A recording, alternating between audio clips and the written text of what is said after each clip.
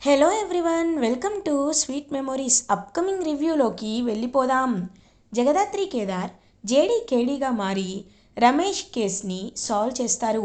అసలు ఆ రోజు సుజాత ఎందుకు చనిపోయింది, అసలు సుజాత డెడ్ బాడీని కౌశికి గార్డెన్లో దాచిపెట్టింది, పాతిపెట్టింది ఎవరు అనే ప్రతి డీటెయిల్ని డీటెయిల్డ్గా తెలుసుకుంటారు.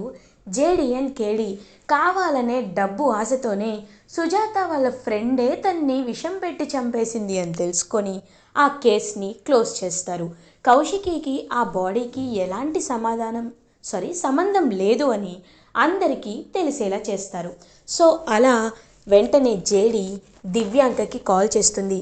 కౌశికి మళ్ళీ బ్రతికిపోయింది, తనపై ఎలాంటి నింద పడలేదు అని చాలా ఇరిటేటింగ్గా ఫీల్ అవుతూ కుళ్ళుకుంటూ ఉంటుంది దివ్యాంక. జేడి కాల్ చేయగానే గడగడ వణికిపోతూ ఉంటుంది. చూడు దివ్యాంక, ఆ రోజు మీకు మాట ఇచ్చినట్టే మా కౌశికి గారిని మేము కాపాడుకున్నాం. ఎప్పుడు మేము తప్పు చెయ్యని వాళ్ళ వైపే ఉంటాం, కానీ తప్పు చేసే వాళ్ళపై మేము ఎప్పుడు కనికరం చూపించాం. కాబట్టి ఇంకొకసారి కౌశికి గారి జోలికి రావద్దు. వస్తే ఏమవుతుందో నాకంటే నీకే బాగా తెలుసు అని కాల్ కట్ చేస్తుంది జేడి. దివ్యాంక ఉన్న ఐటమ్స్ అన్నీ విసిరి కొడుతూ, కౌశికి నేను నిన్ను ఎలా దెబ్బ కొట్టాలి, ఎలా అని ఇరిటేటింగ్గా ఫీల్ అవుతుంది దివ్యాంక. ఇది ఇలా ఉండగా నెక్స్ట్ డే మార్నింగ్ అవుతుంది. జగదాత్రి కేదార్ జేడీ కేడీగా మారి హాస్పిటల్కి వెళ్తారు. వెళ్ళి చూసేసరికి అక్కడ ఒకరికి ట్రీట్మెంట్ జరుగుతూ ఉంటుంది. డాక్టర్ జగదాత్రి కేదార్ని అడుగుతారు, అవును ఈవిడ ఎవరు, ఇన్ని రోజులుగా మీరు ఎందుకు ట్రీట్మెంట్ ఇప్పిస్తున్నారు, ఈవిడ మీకు ఏమవుతారు అనేసరికి ఒక్కసారిగా తన ఫేస్ని చూపిస్తారు. చూపించేసరికి షాక్లో ఉండిపోతారు. ఎందుకంటే రాగిని చనిపోయిందేమో, జగదాత్రి వాళ్ళ మేనత్త భరద్వాజ్ వాళ్ళ చెల్లి చనిపోయిందేమో, ఆ రోజు మీనన్ షూట్ చేశాడేమో అని అందరూ అనుకున్నారు. కానీ రాగిని బ్రతికే ఉంటుంది. ఒక్కసారిగా అలా ఇంకా షాక్లో ఉండిపోతారనమాట అందరూ. సో జేడీ కేడీ రాగిని వైపు చూస్తూ ఉంటే రాగిని మెల్లగా కళ్ళు తెరుస్తుంది. జగదాత్రి, నేను నేను చనిపోలేదా అని అంటుంది. లేదత్తయ్య, మీరు చనిపోలేదు, మీరు అప్పుడే చనిపోరు కూడా, ఖచ్చితంగా మీరు బ్రతకాలి, బ్రతికి తీరాలి అని పాపం అలా హ్యాపీగా తన తల నిమురుతూ ఉంటుంది జగదాత్రి. అవును, నన్ను ఎందుకమ్మా బ్రతికించావు, మరి ఈ విషయాన్ని ఇంట్లో పదండమ్మ ఇంటికి వెళ్దామని అంటారు. లేదత్తయ్య, ఇప్పుడు మీరు సమాజం దృష్టిలో చనిపోయినట్టు, మిమ్మల్ని ఇంటికి నేను తీసుకువెళ్ళొచ్చు, కానీ మీతో ఒక పని ఉంది. మీనన్ మిమ్మల్ని షూట్ చేశాడు, ఆ విషయం మీకు తెలుసు, కానీ మీకు ఏదో ఒక ఇన్ఫర్మేషన్ ఉండాలి కదా, అందుకే మీ గురించి తెలుసుకోవడానికి వచ్చాం. మీనన్ చనిపోయాడు అని అందరినీ నమ్మించి తను బ్రతికే ఉన్నాడు, ఆ విషయం ప్రూవ్ చేయడానికి మాకు ఎలాంటి సాక్ష్యాలు లేవు, ఆ విషయంలో నువ్వు హెల్ప్ చేయగలవు. మావయ్యని, మా అమ్మని చంపిన వాడిని నువ్వు ఖచ్చితంగా జైల్లో పెట్టించగలవత్తయ్యా అని అంటారు. అమ్మ, అలాంటి దుర్మార్గుడిని జైలుకు పంపించాలంటే నేను ఏం చేయడానికైనా రెడీగానే ఉన్నాను, చెప్పేం చేయాలంటే ఇంకొక ప్లాన్ అయితే చెప్తారు జేడీ కేడీ. రేపు ప్రెస్ మీట్ పెడతాం, మేము శ్రీశైలం వెళ్ళొచ్చిన తర్వాత ప్రెస్ మీట్ అయితే పెడతాం, కాబట్టి అప్పటి వరకు మిమ్మల్ని మేము జాగ్రత్తగా చూసుకుంటాం అత్తయ్య అని పాపం అలా జేడీ కేడీ అయితే తనకి చెప్పి అక్కడి నుండి బయలుదేరి వెళ్ళిపోతారు. ఇది ఇలా ఉండగా ఈవినింగ్ అవుతుంది. జగదాత్రి కాఫీ తీసుకొని ఇంకా అలా కౌశికి దగ్గరికి వెళ్తుంది. కౌశికి, సురేష్ అండ్ కీర్తి పాప ముగ్గురు గార్డెన్లో ఆడుకుంటూ ఉంటారు. అదంతా చూస్తూ కౌశికి ఎంతో అంటే ఎంతో హ్యాపీగా ఉండడం చూసి పాపం చాలా హ్యాపీగా ఫీల్ అవుతుంది జగదాత్రి. కేదారేమో, దాత్రి ఇలా అక్కని చూసి ఎన్ని రోజులైంది కదా, పాపం అక్క మన కోసం ఎంతో కష్టపడింది, ఈ ఫ్యామిలీనే తన సర్వస్వం అనుకుంది, ఇప్పుడు తను తన ఫ్యామిలీతో ఆడుకుంటూ ఉంటే, ఇలా కీర్తిని సంతోషంగా చూసుకుంటూ ఉంటే చూడ్డానికి రెండు కళ్ళు సరిపోవటం లేదు అని అంటారు కేదార్. అవును కేదార్, ఇంకెప్పుడు కౌశికి వదినపై ఎలాంటి మచ్చ పడకూడదు, కౌశికి వదినకి ఎవరి దిష్టి తగలకూడదు అని జగదాత్రి కేదార్ చాలా హ్యాపీగా చూస్తూ ఉంటారు. కరెక్ట్గా అప్పుడే సుధాకర్, అమ్మ కౌశికి, మనందరం కలిసి శ్రీశైలం వెళ్ళాలమ్మా అని అంటారు. శ్రీశైలమా, ఎందుకు బాబాయ్ అని అడుగుతారు. ఏం లేదమ్మా, ఈ ఫ్యాక్టరీ పనులు ఆగిపోయాయి, అడుగడుగునా అంతనర్థమే వస్తూ ఉంది, ఇదిగో నువ్వేమో అంత పెద్ద కేసులో ఇరుక్కున్నావు, నువ్వు కేసులో నుండి బయటపడితే శివునికి వచ్చి అభిషేకం చేస్తాను అని మొక్కుకున్నానమ్మా. కాబట్టి మనందరం కలిసి శ్రీశైలం బయలుదేరదాం అని అంటారు సుధాకర్. ఓకే బాబాయ్, తప్పకుండా వెళ్దాం. యువరాజ్, నువ్వు ఆ సంబంధించిన పనులన్నీ చూసుకో. కేదార్, ట్రావెల్కి సంబంధించినంతా చూసుకో అని అంటారు. తప్పకుండా అక్క అని ఇంకలా కేదార్ అండ్ యువరాజ్ ఇద్దరు కలిసి అన్ని పనులు చూసుకుంటారు. నిషిక మాత్రం చాలా ఇరిటేటింగ్గా ఫీల్ అవుతుంటే వైజయంతి నిషిక దగ్గరికి వచ్చి, ఏంటమ్మి అలా ఉన్నావేంటి అని అడుగుతుంది. లేకపోతే ఏం చేయమంటారు, ఫస్ట్ టైం మ్యాన్ హ్యాండ్లింగ్, నా పరువు అంతా పోయింది. ఏదో యువరాజ్ కాపాడాడు కాబట్టి సరిపోయింది, కానీ లేకపోతే నేనేమైపోయేదాన్నో నాకే అర్థం కావట్లేదు అని అంటుంది. మరి అలాంటి విషనాగులతో స్నేహం చేసే ముందే ఉండాలమ్మి. ఇంకెప్పుడు ఆ అమ్మిని దగ్గర కూడా రానివ్వద్దు. అసలే నీకు కొంచెం డబ్బాస్ ఎక్కువ. ఆ అమ్మి మళ్ళీ డబ్బు చూపించి దగ్గరికి వస్తే మాత్రం నువ్వు తన్ని దూరం పెట్టే, అందరి ముందు నేను నిరికిచ్చేసింది అని అంటుంది వైజయంతి. ముందు అది కాదు, నేను ఆలోచిస్తుంది వేరే అని అంటుంది. ఏంటి ఆలోచిస్తున్నావు అని అడిగేసరికి, ఇప్పుడు ఈ చైర్ కౌశికి వదిన సీఈఓ పదవి నుండి దిగిపోయి యువరాజ్ని సీఈఓ చెయ్యాలనే కదా మనం ఆలోచిస్తున్నాం. మరి అలాంటప్పుడు యువరాజ్ సీఈఓ అవ్వాలంటే కౌశికి వదిన ఉండకూడదు కదా అని అంటుంది నిషిక. ఒక్కసారిగా వైజయంతి, అమ్మి వద్దమ్మి, ఇలాంటి ప్లాన్లు వేయొద్దు. ఇప్పటికే నీపై అందరూ పీకల దాకా కోపంలో ఉన్నారు. ఇప్పుడు నువ్వు ఏ ప్లాన్ వేసినా వాళ్ళని చంపేస్తారు అంటుంది. అత్తయ్య, మీరేం కంగారు పడకండి, నేనున్నాను కదా, నేను చూసుకుంటాను. కౌశికి వదిన శ్రీశైలం వెళ్తారు, కానీ తిరిగి రాకుండా యువరాజ్తో నేను మాట్లాడతాను అని అంటారు. యువరాజ్కి ఈ విషయం చెప్పొద్దు, చెప్తే ఖచ్చితంగా చంపేస్తాడు. యువరాజ్కి తెలియకుండానే నువ్వన్నీ చేసుకోవాలమ్మీ అని అంటుంది. సరే, నా ప్లాన్ లేదో నేను వేసుకుంటానులేండి అని ఇంకలా అక్కడి నుండైతే వెళ్ళిపోతుంది నిషిక. ఇది ఇలా ఉండగా నెక్స్ట్ డే మార్నింగ్ అవుతుంది. ఇంకా ఫ్యామిలీ మెంబర్స్ అందరూ కలిసి హ్యాపీగా శ్రీశైలం అయితే బయలుదేరుతారు కారులో. ఇంకా అందరూ కలిసి హ్యాపీగా మ్యూజిక్ పెట్టుకొని పాటలు పాడుతూ డ్యాన్స్ చేస్తూ హ్యాపీగా ఇంకా అందరూ బయలుదేరేసరికి నిషిక మాత్రం ఇప్పుడు ఎలా రౌడీల్ని ఎలా సెట్ చేయాలి అని ఆలోచిస్తూ ఉంటే యువరాజ్ నిషిక దగ్గరికి వస్తారు. ఏంటి, ఏం చేస్తున్నావు ఇక్కడ అని అడుగుతారు. అబే ఏం లేదు యువరాజ్, చూడు నీ కళ్ళల్లో ఏదో భయం కనబడుతుంది, చెప్పు నిషిక, ఏం చేస్తున్నావు అని అడుగుతారు. చూడు యువరాజ్, కౌశికి వదిన ఉన్నంతకాలం నీకు సీఈఓ పదవి రాదు. కాబట్టి ఆవిడని వేసేసావనుకో, నీ పదవి నీకు హ్యాపీగా వస్తుంది. అందుకే అనేలోపు నిషిక చెంప పగలగొడతాడు యువరాజ్. ఒక్కసారిగా నిషిక అలా షాక్లో ఉండిపోతుంది.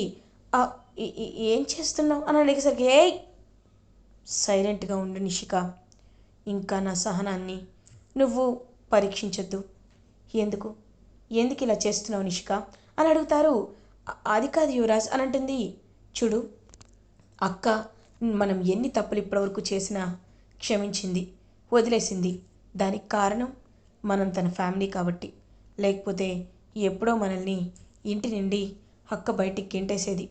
అలా చేయకుండా ఉంది అంటే అది మనపై ఉన్న ప్రేమ వల్లే. కానీ నువ్వు ఇంకా ఇంకా అక్కని సహనాన్ని పరీక్షిస్తున్నావు. ఏంటి, అక్కని చంపుతావా? ఎలా చంపుతావు? నా కంఠంలో ప్రాణం ఉన్నంత వరకు అక్కని చంపడం కాదు కదా, నువ్వు టచ్ చేస్తే కూడా నేను ఊరుకోను. నేను కావాలంటే నీకు డివోర్స్ కూడా ఇచ్చేస్తాను, గుర్తు పెట్టుకో అని గట్టిగా చెప్తాడు. వామ్మో, ఏంటి ఈ యువరాజ్ ఇంత ఓవర్ చేస్తున్నాడు?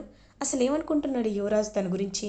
అంటే ఇప్పుడు తను చంపకుండా అక్క మీద చాలా ప్రేమ ఎక్కువైపోయిందే అని ఇంక ఏం మాట్లాడకుండా అక్కడి నుండి అయితే వెళ్ళిపోతుంది నిషిక. ఇది ఇలా ఉండగా మీనన్కి కొంతమంది ఫోన్ చేస్తూ ఉంటారు. ఇంకా మీనన్ అలా కాల్ లిఫ్ట్ చేస్తాడు. హలో రేయ్ అని అంటారు. హలో బాయ్, మీరు చెప్పారు కదా కౌశికిపై కన్నేసి ఉంచమని. ఆ కౌశికి ఫోన్ చేసింది బాయ్. కౌశికి గురించి ఇన్ఫర్మేషన్ వచ్చింది బాయ్. తను ఇవాళ అందరితో కలిసి శ్రీశైలం వెళ్తుందంట అనేసరికి, అయితే ఇదే కరెక్ట్ టైం, తన్ని వేసేయండ్రా, తన చావు వార్త నా చెవుల్లో వినపడాలి, అర్థమైందా అని అంటారు. తప్పకుండా బాయ్, తప్పకుండా అని ఇంకా అలా వెంటనే తన్నైతే చంపేయడానికి ప్రయత్నిస్తూ రౌడీలైతే అందరూ వెళ్తూ ఉంటారు. అప్పుడే కరెక్ట్గా ఇదంతా డ్రాగన్ వింటుంది. విని, ఏంటి వీడెవడో ఫోన్ చేసినట్టున్నాడు ఎవడికో, అయితే అయిపోయింది పో, నేను ఈ ఇన్ఫర్మేషన్ వెంటనే జేడీ మేడంకి ఇవ్వాలి అని ఇంకా అలా వెంటనే జేడీకి అయితే కాల్ చేస్తుంది. అప్పుడే ఇంక జేడీ అలా అక్కడికి నుండి పక్కకు వస్తుంది. "ఆ, మీరు" అని అనేలోపు, "జేడీ, నేను డ్రాగన్ని, మీతో ఒక ముఖ్యమైన విషయం మాట్లాడాలి.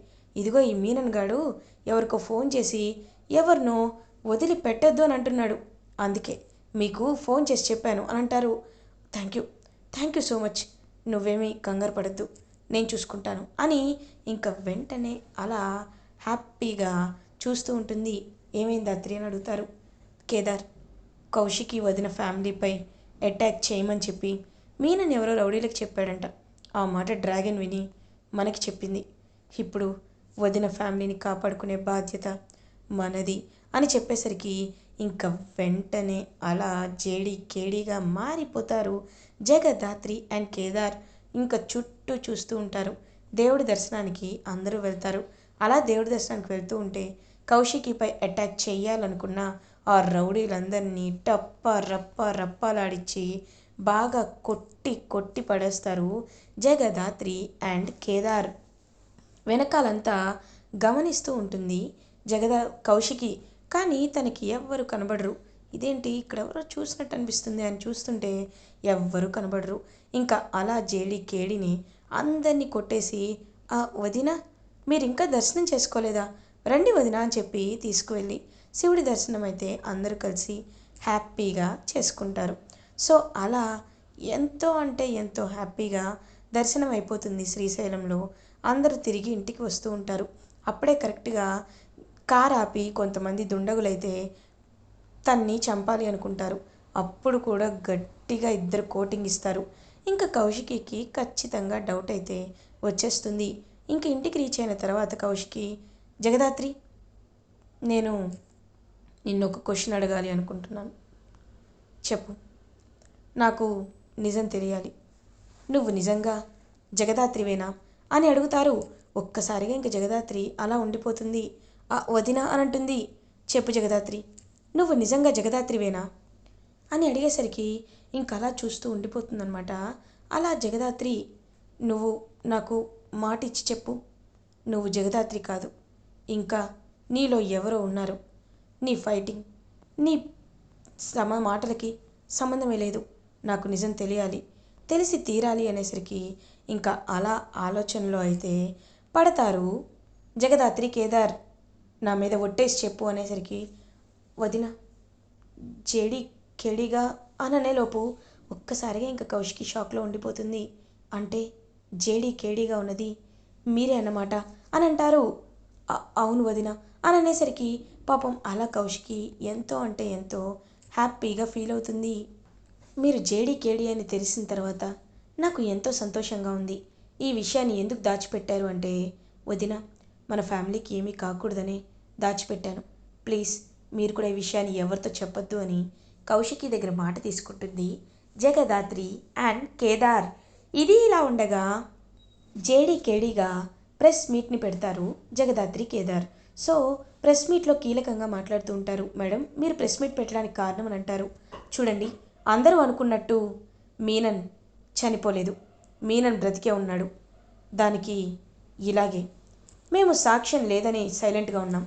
కానీ మీనన్ బ్రతికే ఉన్నాడు అనడానికి సాక్ష్యం ఉంది" అనేలోపు ఒక్కసారిగా అందరూ షాక్ అయిపోతారు. మీనన్ కూడా షాక్లో ఉంటాడు. "ఏంటి, ఏంటా సాక్ష్యం" అనేసరికి ఇంకా అలా చూస్తూ ఉండిపోతారు అందరూ. ఎందుకంటే అక్కడికి రాగిని నడుచుకుంటూ వస్తుంది. "ఇదిగో ఈవిడే, ఈవిడే సాక్ష్యం" అనగానే ఇంకా అలా రాగిని నడుచుకుంటూ వచ్చి, "నన్ను మీనన్ చంపబోయాడు. నేను ఆ రోజు నా ఫోన్లో అంతా రికార్డ్ చేశాను" అనేసరికి ఒక్కసారిగా మీనన్ అయితే షాక్లో ఉండిపోతాడు. క్లియర్గా మీనన్ బ్రతికే ఉండడం, జేడీ కేడీతో మాట్లాడడం అండ్ మీనన్ని తను కాల్చడం అదంతా ఉంటుందన్నమాట. ఒక్కసారిగా ఇంకా మీనన్ షాక్లో ఉండిపోతాడు. కాబట్టి మీనన్ బ్రతికే ఉన్నాడు అని చెప్పడానికే ఇదంతా చెప్తున్నాను. సో మీనన్ని త్వరలోనే పట్టుకుంటాం అని జేడీ కేడీ చెప్తారు.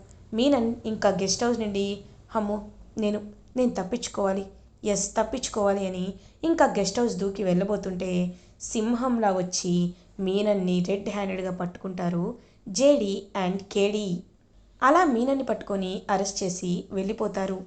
ఇంకా మీనన్ ఒక్కసారిగా షాక్లో ఉండిపోతాడు. ఇలా ఎపిసోడ్ ఎండ్ అవుతుంది.